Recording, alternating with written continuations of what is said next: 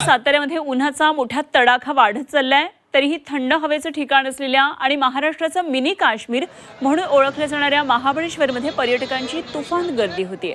उन्हाळी सुट्टीचा आनंद घेण्यासाठी पर्यटकांची पावलं सध्या महाबळेश्वरकडे वळली आहेत। त्यामुळे महाबळेश्वरमध्ये मोठी गर्दी झाली आहे। महाबळेश्वरमधल्या वेगवेगळ्या पॉइंट सोबतच वेण्णा लेक परिसरामध्ये बोटिंगचा, हॉर्स रायडिंगचा पर्यटक आनंद घेताना दिसतात। महाबळेश्वरच्या वेण्णा लेक परिसरामधून याचाच आढावा घेतलाय आमचे प्रतिनिधी तुषार तपासे यांनी।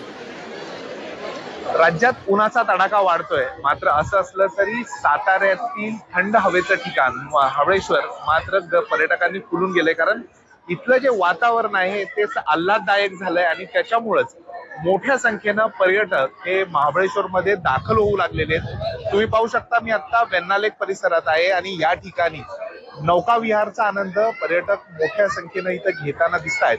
त्याचबरोबर इथले जे पॉइंट्स आहेत त्या पॉइंट्सला सुद्धा हे पर्यटक भेट देतात। आणि त्याचबरोबर इथले जे काही खाद्य आहे त्याच्यामध्ये महत्वाचं म्हणजे स्ट्रॉबेरी, याचा मनमुराद आनंद पर्यटक या ठिकाणी स्ट्रॉबेरीचा आनंद घेत असतात।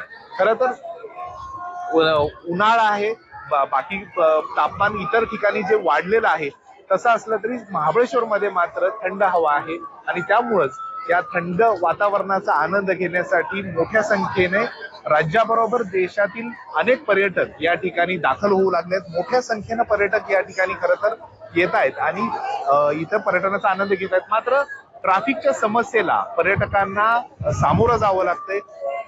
ट्रॅफिकची समस्या ही मोठी आहे, कारण हे या ठिकाणी जे पर्यटक येतात त्यांना या ठिकाणी पार्किंग मिळत नाही आणि त्यामुळेच कुठेतरी या ट्रॅफिकच्या समस्येला सामोरं जावं लागतंय। एकूणच पर्यटकांचा ओघ हा महाबळेश्वर मध्ये वाढतोय आणि त्यामुळं महाबळेश्वरवर जरी ताण येत असला तरी मात्र पर्यटक मात्र हौसेनं महाबळेश्वर मध्ये यायला पसंती देत आहेत। तुषार तपासे, झी मीडिया, महाबळेश्वर, सातारा।